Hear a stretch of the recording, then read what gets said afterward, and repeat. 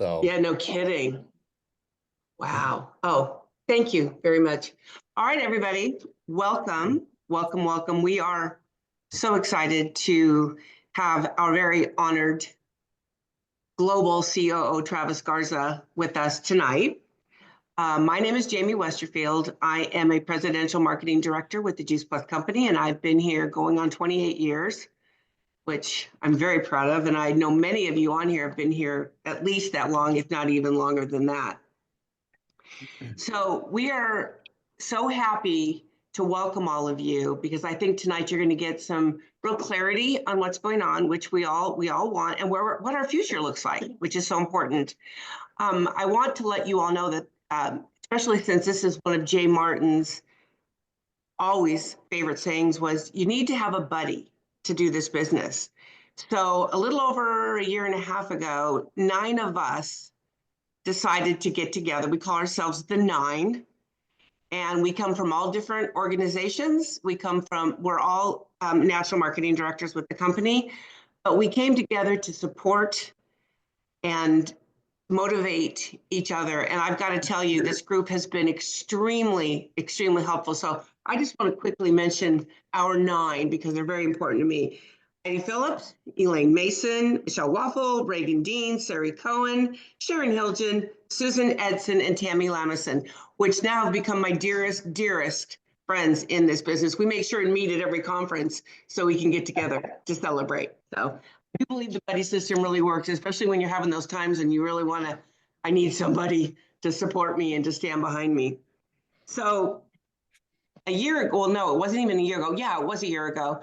We had the honor of having Travis join us on a Zoom with the 9 of us. We were so excited. How many COOs get on a call with when they're so busy transitioning, doing all the things they're doing?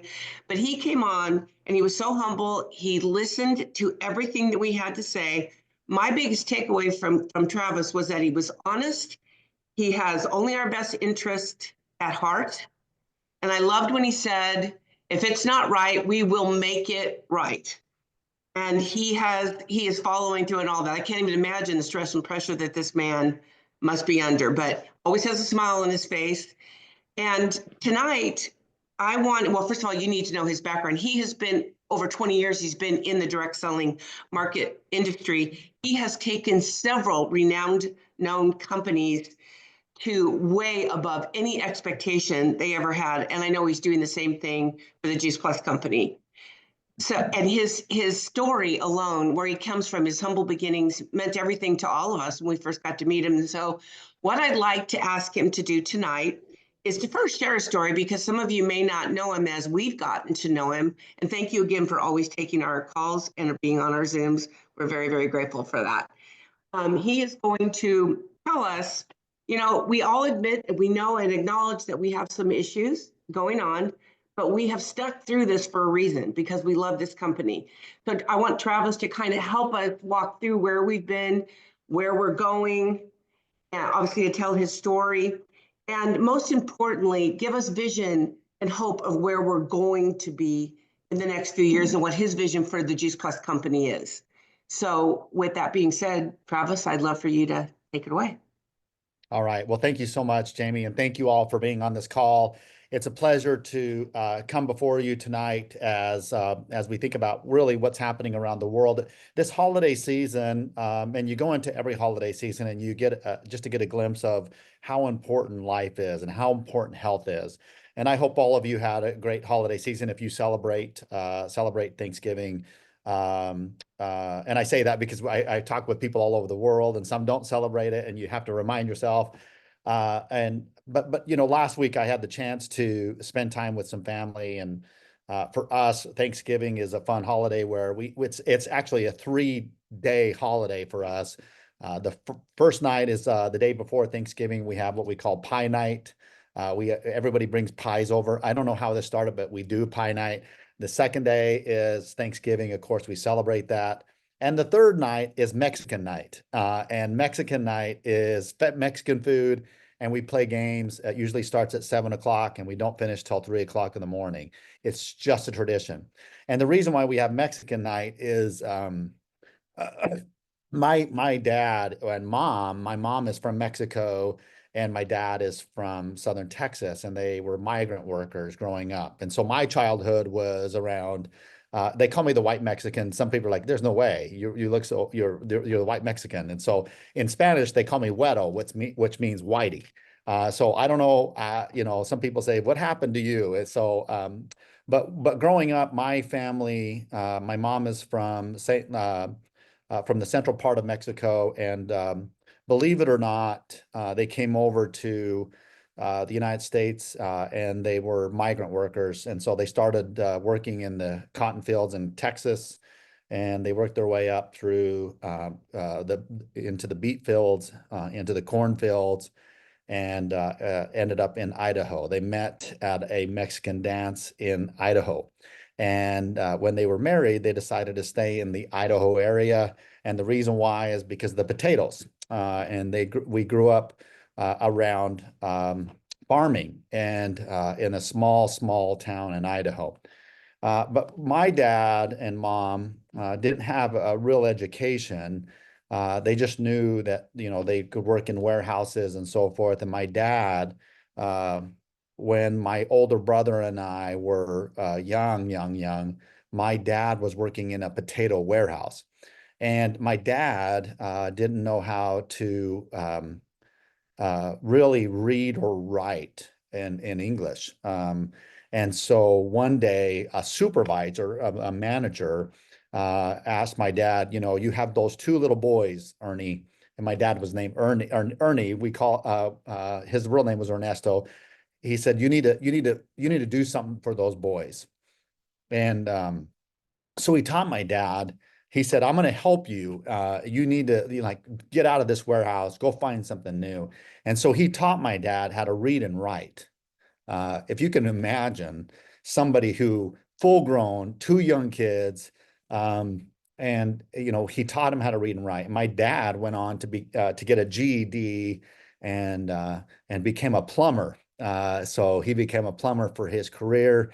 And it was a humble background, but we learned how to work, and we were if I could ever go back in time, I would sure thank that supervisor or manager for helping him, and really directing him to something new in his life. So when we think of Thanksgiving and we think about new beginnings, it really is around thanks and gratefulness, and I'm sure grateful to be in this country. I'm sure grateful to be around nutrition. I'm sure grateful around being have the opportunity to be on this call, or the opportunity to share and be here tonight. Some people say you work a lot of hours and you spend a lot of time thinking about solutions and coming up with this. And why are you so passionate? Why are you so energy? It's because of stories like my dad, who, if things didn't go, if that supervisor wouldn't have like taken him, I don't know if I'd be here. And for some of you, you might have a story where you may not be where you're at because of someone did something they did for you, or maybe they did it for your parents. Maybe they did it for your grandparents. You just think about the world and where we're at today. And for me, growing up, we learned a lot of hard work, but we didn't have a lot of education. There wasn't a lot of focus on education. However, I played a lot of sports, and I was lucky enough to play sports in going through school, that I received a full scholarship for college. And that's how I made it to college. I have to tell you that coming out of high school, the counselor said, college isn't for everyone. And it made me mad because, I knew I didn't have good grades. I probably didn't study hard. I probably didn't think about it. I didn't know how to even apply for colleges. My mom and dad couldn't help me with any English or math. They didn't know. And so, we just moved forward. But certainly grateful for what they taught us, certainly grateful for the opportunities. But I did have a coach who said, "Hey, I'll help you." And I was able to put in my admissions. I took the ACT 3 times and I still didn't pass it with the score. I struggled. And I remember going in to play college sports, and I did do well. in that. But going into college, I had a rude awakening, both in sports and in education. I learned how to study. I learned that I wasn't the best player anymore. I'm not a big guy. For many of you who have met me, I'm not a big guy at all. And so I learned a lot as far as how to win, how to lose, what drives success. And for me, after I really got into the college scene, I did do well in school after I learned how to study, but it was through a lot of help from others, and I'm grateful for that time. After college, it's interesting. I met my wife at college. We never dated, but we did know each other at college. And I remember taking a picture of her the last day of college because I wasn't going to play college sports anymore. She was moving away, and I moved away. And we met literally a year later. Her dad decided to retire in Idaho, believe it or not, in all places. He decided to retire in Idaho. And that next summer, we met for the first time, met again. And we have been together for 30 years, but married for 27 years. And so, and we have 4 children. We are empty nesters as of this year. I cannot believe it. No grandchildren, but we certainly love life, and so thankful and grateful for where we're at. Now, I just want you to know, I have been in this industry for some time. And, I've been with 4 different companies. And, I love this industry. I started my career in Maluka, was there for a decade and almost a decade. And before I joined the corporate business, I actually built a business. I was just like you, many of you, I built a business, and I was really successful right at the beginning. And I was equally, as fast as I grew, I was equally failing. So I grew and I fell. I didn't know how to follow up. I didn't know how to set up calls. Back then, we didn't have Zooms. We had a dial-in number. If you all remember dial-in numbers, you didn't know how to mute. Cats were meowing. We had dogs. I mean, it was unbelievable. I didn't know what I was doing, but I certainly learned a lot through that. And then I joined on the corporate side. And we had a lot of success at Maluka. I moved on to a company called Isogenics, and I was there for a decade. We grew up from 200 million to 1 billion in sales and had a lot of success. And then I moved on to a company called Kyani, and some of you may have never heard of this company. It was run by 2 brothers, Jim and Kirk. Jim and Kirk were amazing. I've known them pretty much all my life. They're in Idaho, and they started this little company called Kyani, and they were struggling, and they said, "Come help us." And I left Isogenics, a very successful company, and I said, "Hey, I'm going to go help these guys." They had me as the CEO and president, and we were going to turn this company around, really help them. Uh, and I really felt like we could do it. So I moved back home. My family's there, and I thought, this is it. I started there in September of 2019. And 90 days later, on November 30th of 2019, Jim and Kirk and their dad, 4 of their sons, 3 of their son-in-laws, and some grandchildren were on a plane. And every year they go on this hunting trip, and they wanted me to go, and I said, "Listen, I can't go." I made a decision I wasn't going to go on this plane ride November 30th. I spoke with them at 10:30 in the morning that morning, and I said, "Hey, I got to go over to the business. I want you to know I'll be back." And they said, "Absolutely." And I said, "How did the hunt go?" They said, "Great." And an hour later, I received a call that the plane had crashed, and 9 of the 12 that were on that plane died, including Jim and Kirk, the guys that hired me. And during that time, I learned a lot. We had 9 funerals in December of 2019, and I learned a lot about, business. I learned a lot about lawyers. I learned a lot about insurance. I learned a lot about um, savings, because we had to go through it all. And the widows at the time said, we're not going to keep this business. We got to figure something else. We don't know anything about it, and we don't want it. And so for a year, even through COVID, we decided that we would keep this business going. and they did end up selling, and then I moved on from there.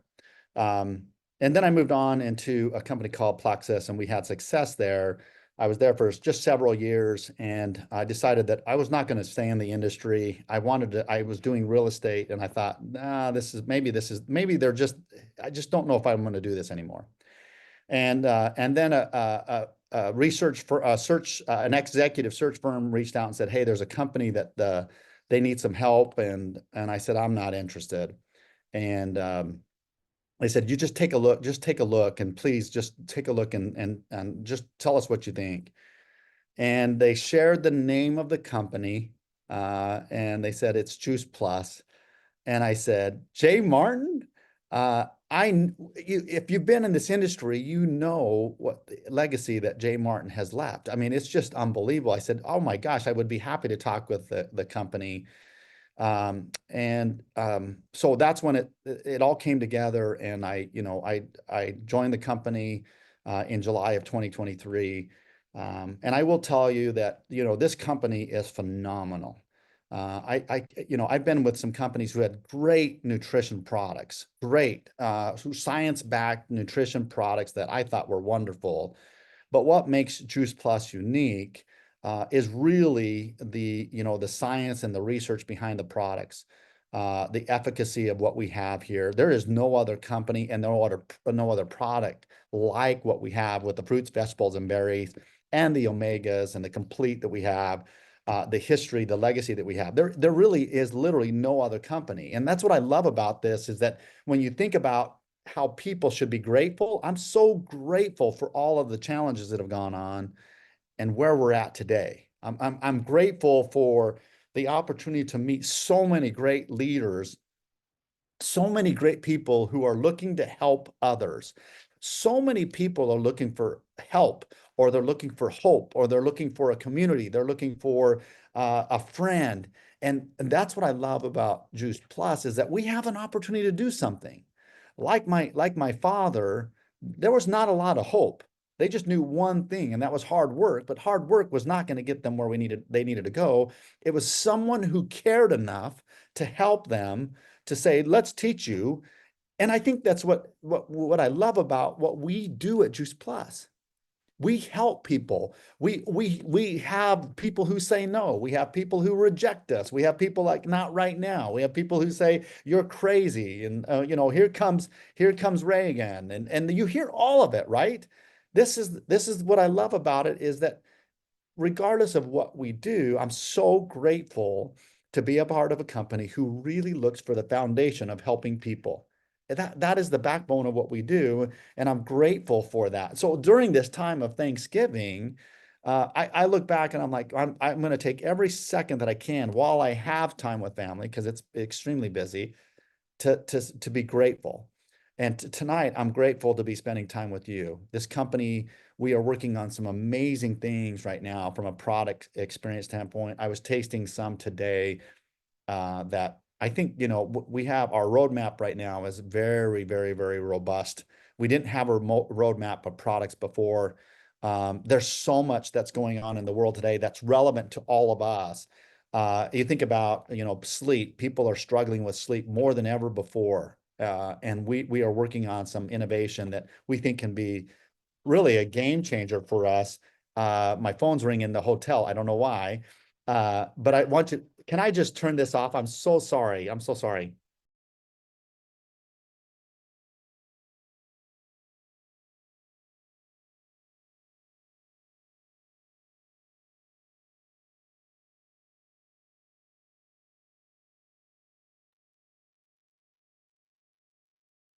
Uh, One of the other products the other categories that we're looking at is around women's health. And there's so much that's going on. And as we start to talk with more women, as far as what they're experiencing with hormones, um, with stress, the body, there's so much need right now. And what we're learning as we look at this, and you think about these young girls who are having their menstrual cycles now as early as 8, 9 years old, it's unbelievable. And so things are changing, and you think about the world as far as why? Why is this happening? Why are these things happening where women, men and women, their mental capacity is changing, and they're wondering like why? What is it, what are the factors that are impacting us today? Certainly nutrition is one of those areas that we think can help support the longevity of how people feel, how people comprehend things, memory. Those are things that we're thinking about. Obviously, our core products do impact that. There's no question that our science and research, but more and more research says, hey, there's other opportunities for us to think about. We are looking in the space of gut health. And we've been talking with some of our research and scientists and product development around, how we can weed out the bad stuff, feed it full of those probiotics and keep seeding it with prebiotics. There is so much that we're saying that, hey, along with our core that already has some gut health components, we believe that we can even do more to help, the body out where we're and what we're doing with the products.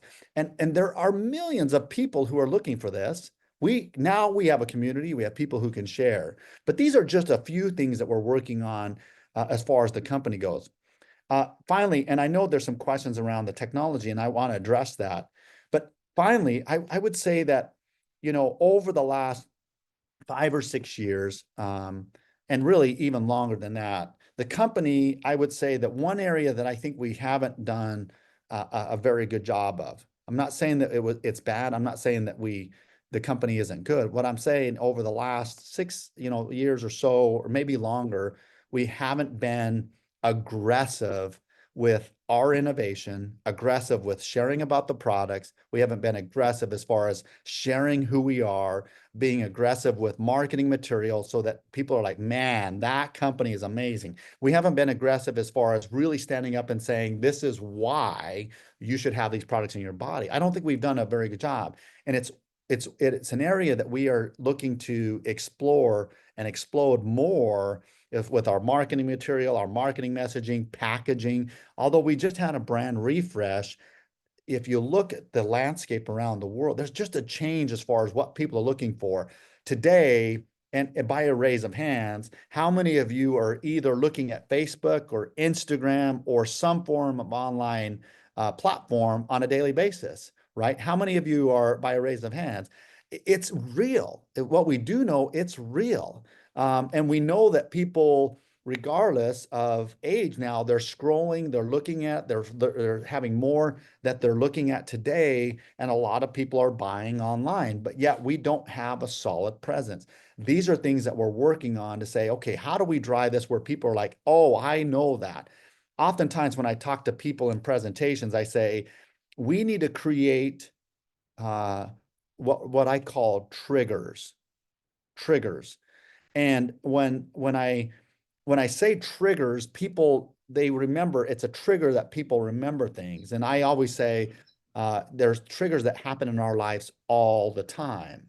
And what I mean by that is if I said dogs and cats, right? We would automatically think cats. If I said peanut butter and jelly, right? We would automatically think peanut butter and jelly. If I said hand me a Kleenex, most of you would know the trigger is a tissue. Those are triggers because we just automatically have a trigger of what they are. And what I believe that we can do in the future is create triggers around our products and Did you share make it with complete? share it with somebody. Okay, I'm going to share that on my customer page then. Take a picture. I believe that we can share that with everybody with these triggers. So again, these are just some of the things that I'm grateful for as a company and where we're going and what we're doing. But again, there are challenges. There certainly are challenges, and we do have challenges with the technology. And I know that let me just say, one of the reasons why we did and move forward with the company the way we did is that over those 6 years we haven't been aggressive. Over those 6 years we haven't innovated with technology, and there were some challenges with the technology that we had before, from a security standpoint, from a compliance standpoint, Those were things that we were looking at to say, okay, we better update this. And what we were finding is that there was multiple systems that were happening with this old system, and it wasn't going to work. Now, the other challenge that we had is, to be fair and honest with you, we had pressures financially to move forward with the new system, and certainly moved a lot faster than we should have ever. And if I go back, I would say, no, let's not do it. And I would have pushed harder on our owners to say, let's not do it so fast. We moved forward, and we're here today. And so the technology was a way for us to say, how do we make it easy for customers to join? How do we make it easy for people to shop with us in the future? And that's why we launched with a platform called Shopify. Shopify is a multi-billion dollar company. It is used by entrepreneurs really around the world. It's a very successful brand, but it does take time to integrate, and we moved very fast with our integration. The back end of our business with our website is called Exigo, which is the commission engine and your back office. But what we have found is that the challenge has been, the fundamental challenge with the technology has been taking this old data, 50 years of data, and pulling it into a new system, and then that system translating it into the back end system. And these two working together has been very difficult with that data that's been around for a long time. So those are some of the challenges that we're running into right now. And it's been very, very, very difficult for us. But we do see some things that are happening that we can show some progress. So, Jamie, those are a little bit of the background, a little bit about what's happening at Juice Plus. And I know there's some specific questions that you might have around the technology. And I looked at some of these questions, and I have some responses based on some of these questions, but I want to open it up for any other questions or any other thoughts there. Again, I'm giving some backgrounds, but also leading into some of the things that are happening at Juice Plus. Right. I think that I can speak for everybody here. And first of all, I appreciate everything that you've said so far. I love the innovation and where we're going. I think obviously before we get there, we need to fix what's, going on now. And the fact that as partners, I feel like I need to go to the store and buy a fireman's suit with the big old holes and just be putting out fires, all day long. And I know you know that. I know that you're aware of it. I think what we would like to know is, we're making progress, but is there a time frame that we can look to have ease to get into our back office for our customers to be able to handle their accounts, cancel if they want? I mean, those things that we know are, the highest on the list. Are those coming in a timely manner? Yeah, so let me talk about that as far as the customers. And again, I thank you for sending some of those questions over for me to consider and think about it, because there's so many questions that are coming our way. And with regard to that, I wrote some notes here. Well, what I would say is an effort is clearly underway to implement a robust subscription management app. So we're already in that phase right now. Now, what that will do is enable more robust capabilities for customers and for your own owners, so that they can handle it and you can handle it. This will include features like delaying a specific date, canceling when you want or when they want, adding and removing products, and more. What we believe is, and I was talking with, clearly every day I'm talking with our team, we believe that this will be, actually, let me just say this will be rolled out in Australia first. And the reason why, Jamie and the rest of you, it's a much smaller market, and we want to make sure that we test it before we go into a large market, the US. It's really important that we do the test. And so Australia, we feel like we can manage it a lot quicker and then go right into the US. So we'll start with that market first, and then we believe that the first part of the year in 2025, that we will have this in all of the rest of the world. That's the plan right now. So the testing is going to start with this smaller country in Australia, and then we'll start working into the first part of the year in 2025, where all of that is available. We started to work through the testing now, but there's no way, after what we've been through, I'm going to launch it in the US and explore. We just will not do it. So, but that's frustrating. It's really frustrating, because what's happening is, we all know it, is that if the customer can't do it, or you can't do it for the customer, then you call the call center, and the call center is so inundated with these that the call center is not available, and that is very frustrating. So I know there was a question around the call center. Just know that we've added 10 additional headcount, and those headcounts are finishing their training now, because many of you asked about it weeks ago, and we've added them on. We've added another 10 in our EMEA market, our Europe market. And so now they're in this phase, and we believe that they will be, I think they'll be starting the end of this week or the first part of next. So we'll be able to handle more of these calls. But that one feature will help us manage a lot of calls right away, as far as giving the customers the ability to manage their accounts, change subscriptions, move a date out. But we feel like the first part of the year, we will have that ready to go, because that is a challenge. Huge challenge. And of course, at the call center, I think one of the hardest things is having a communication issue. We've had a really hard time communicating with certain call center employees. And that's something before that, I think we all experienced such a great communication. So I don't know, is that going to change at all? Or is that just the way that it's going to be from this point forward? No, no, no. I really do believe, Jamie, that one of the things that I've talked to our team about is there's probably 10 fixes that really would eliminate 90% of all the calls. What I just shared is some of those. Yes. And right now, like for example, one of the things that has been frustrating for me is I sign up Reagan, and Reagan is in we sign up Reagan. The challenge is Reagan receiving the email? Am I receiving the email? When are they receiving the email? And then when do I see him in the back office? When do I see Reagan in the back office? Is it right away? What we're finding is, as we're moving through this, that in some cases they're seeing it right away, and in some other cases they're not seeing it for another 24 hours. And so then it draws questions to the call center. I can't see him. What is it? What's going on? And I've received calls from some of you saying that isn't right.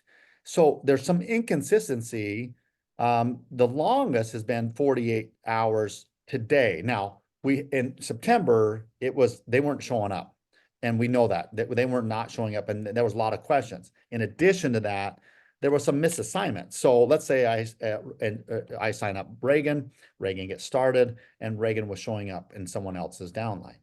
That was a challenge. Now, what we have found is right now, I'm not going to say it's resolved. I will not say it, especially as a CEO, I won't say it's resolved. I would say that we're receiving less than 1% of those issues today, but very, very few issues that are happening as far as misassignment, but there still may be one or two. So I always say it's not resolved, but it's in a maintenance mode as far as misassignment. So that's something that's drawing questions to the call center. And so the call center, if they can't answer it, then they're like, well, what do I do? I'm on the phones for an hour, 2 hours, and then I don't get a call back. I understand. I hear that. That's very frustrating. So I believe that with 90% of these fixes, we'll be able to eliminate the calls. And then of course the call center is in a mode. Now, that doesn't mean we're going to get rid of all of these people. It just means that we will be able to handle even better customer service. And in addition, provide some other services as well, as far as white glove for some of our leaders, white glove service Right. for our leaders. Right. Well, and I believe that taking care of our customers, or giving them the easy part of doing, managing their own accounts, as we're forcing them to manage their own account, that it be as simple as possible, which it sounds like we can look for many of these changes that we've been asking for in the early part of 2025, which will definitely be helpful. I know one of the biggest concerns that a lot of partners have is during this migration and then going into the back office, we don't seem to have the checks and balances to be able to check the numbers and validate all that. Are there changes in the future coming with that as well? Let me share that, because that's I wrote some of the notes down here. And so one of the things that we started to do and really think about, because my challenge is that and I'm going to be just completely really transparent here. We had an IT group that was very good, but they don't know the field, and they don't know what Juice Plus leaders go through. They know a system, and they can set it up, but they don't know what it's like to be in your shoes. And this is why we added Jason Reniker and Sean into the conversation. And I started asking questions as far as saying, hey, listen, we can't let IT run the updates. We have to have our team tell them what the updates are. And as we've gone through this, I want to share some of the notes I had here. So we actually started reaching out to a few partners like Wendy McGlon, and others around the world to say, hey, we can't do it with everybody, but we start saying, hey, you need to tell us. I would rather listen to them than have IT do it. And again, these are just some voices, but we started going through and saying, where can we see improvements? So these are some of the areas that I've been talking with the team about, and that is, one is the KPI dashboard. The back office today, you have your widgets that are there, and some you see them and you're like, I can't make sense of that. And so I said, saying, how can if I can't understand it, how do our partners understand it? And I think we need to have help there. So one of the things that we're working on is a dashboard, a KPI dashboard that is more robust around these reports. And these capabilities will cover these following areas. Robust reporting on who is close to PB and POB qualification, reporting on who qualified or was to qualifying for PB or POB last month, last month. Improving view into what new orders and new team members have signed up this month. That's one. KPIs for your dashboard that cover both customer and team. Not just team, but customer and team. New orders shipping soon, so you can see that. Cancellations, new partners, promotions achieved, and of course more. So there's more. I put here leaderboard for your dashboard that shows you the top team members for generating new orders. So at least you have an idea of like who's doing what. I said any business wants to know who is performing and who's doing what. That's really important. So these are areas that we're working on. We're working a little bit differently, Jamie. If anybody is a project manager out there or they've ever been around what they call an agile system, we've implemented an agile system. And what that means is there's a short period where they call them sprints. And what we have done is it helps us move faster. Believe it or not, it helps us move faster. We can say this is what's worked on, and then they come back and they give us updates in these short little sprints.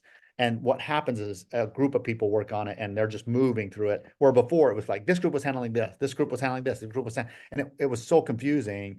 We started moving into what we call these sprints. So those are just some of the things that we're working on. I don't have them all, but I just wanted to let you know, as you ask about this, what are the tools? How are we going to track our business? When does that start coming? And again, those are being worked on right now. In the first part of the year, you really will start to see that. You may see some of that sooner than the first of the year, but those are things that they're working on right now.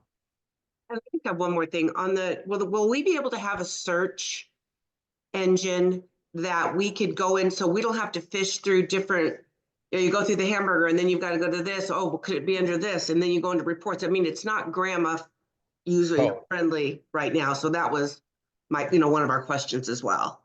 Yeah, that might take, I think we can get to the reports faster than having the search, because here's what we need to have is we need to have all of this in place, creating the search so the search knows where to find. Having a search before the body's built may not work. And so that will come in time. So all of this will happen first before that search is fully functional. All right, and then Reagan asked us if they can make the cart links easier and don't expire, and how can we be sure landing pages keep our prospects shopping with us? Right. Yeah, that is a major issue, right? So it is one of those user interfaces or user experience right now for our business partners that, what I'm frustrated is I don't want to have the possibility where their new customer or new partner is going to the house account. I want them to make sure that they're going to your account or to your account or to your account. And that's really, really important. And so that is something that definitely we're aware of it, and it's something that's being worked on. It's awesome.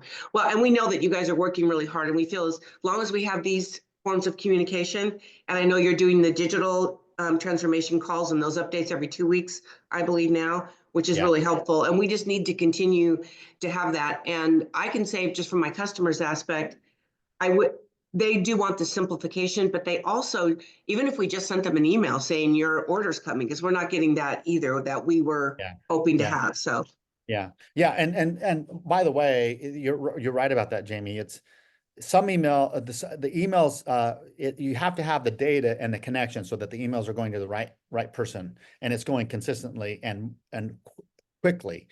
And what we were seeing was that some emails were going out quickly and some were just being delayed, almost like what we were seeing before with the enrollments, where it wasn't connecting and then it was taking time for it to sit. And I'm like, there's something wrong with the system that we're fixing to help it act more swiftly as far as getting the information out, so you can see the information more quickly, and then everything is timely as far as that enrollment happening, the order happening, seeing if it's pending, not pending, where it's at, what the status is. Those are all things that are very, very important for us.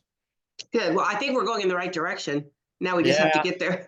Listen, as I said before, it's not fast enough for me. And you said it right. If it's not right for our partners, it's not right for the company. And right now it's not right for the partners and it's not right for the company. And so it's very frustrating for me to see what's happening with these errors, and challenges that are going on. Now we're going to get there. The last time I did a digital transformation, and if anybody's in IT, please weigh in on the messages, but the last time I did a digital transformation, it took 2 years to really fully put this together. We did it in 7 months, and that's just, and again, the pressures from our owners at the time, at this point, were telling us to move fast, because they knew some of the challenges were going on, and we did move fast, too fast. And I wish I would have pushed back more and said, hey, listen, I get it, but it's not right for the partners and it's not right for us. And I wish I would have been a little bit more influential with them to say, hey, we're not there. But we move forward, and we're going to get through this. We are going to get through this. Make it right. Yeah. It'll be made right. We'll make Love it. it. Well, I know we've taken up a lot of your time. So on behalf of all of us, I want to thank you for taking the time. Here you are sitting in a hotel room and you're talking to all of us all over the country. So we are greatly, greatly appreciative of your time and giving us these answers. And we look forward to more help and more honesty and more, whatever that you're giving us right now in the future. I hope we can keep up that open communication for sure. Jamie, I just want to say this finally to this group, and I know we're out of time. I'll just finish with this briefly. I really do, I'm glad you asked about my background. I don't want to share a lot about my background, only because there's so much that's going on, but I want you to know, people believed in my parents, people believed in, my grandparents. My grandparents weren't even American citizens. I remember when they became American citizens and they learned the Pledge of Allegiance. And they were so proud. They were so proud to learn this. And today in our schools, it's changing. The world is changing. And I still believe that, for us, what we have in front of us and how we can help people is really important. So I just want you to know I care for all of you very much.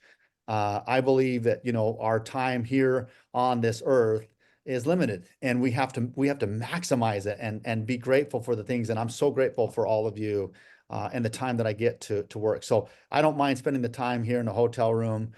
There's hours that I have to work on some other stuff tonight, but just want you to know I care for all of you deeply, and look forward to a really, really good future. Well, thank you very, very much. And I'm going to ask everybody, so we can let Travis get back to some of the other things he needs to work on, just unmute. And if you can say thank you, that would be wonderful. Thank and again, you. thank you so much. Travis. Travis. Thank you. Thanks, Travis. Travis. Love you, Love Travis. you. Dr. Wonderful to be with you. Appreciate Thank you. you. Wonderful, Travis. Thank You're our you. hero. Jamie, the thank best. you, Reagan. Thank you. Thank you. Thank you All so right. much. Have a wonderful evening, everyone. Thank you Thanks, very Jamie. much. See you later. Thanks, all of us. Bye. Very much. Night, everyone. God bless.